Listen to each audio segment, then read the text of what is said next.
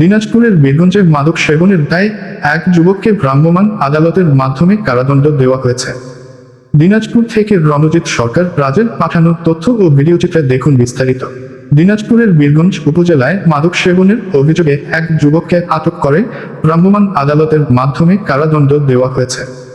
বীরগঞ্জ পৌর শহরের কেন্দ্রীয় ঈদগাহ এলাকায় মাদক সেবনরত অবস্থায় আব্দুর রহমান এর ছেলে রেজাউল ইসলাম ৩২কে আটক করা হয়।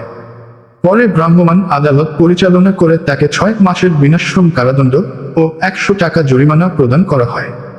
স্থানীয় প্রশাসন জানায়, মাদকবিরোধী এই অভিযান অব্যাহত। যাদের হৃদয়ে আছে আল্লাহর ভয়, তারা কভু পথ ভুলে যায় না। আল্লাহর প্রেম ছাড়া এই দুনিয়ায় কারো কাছে কোনো কিছু চায় না।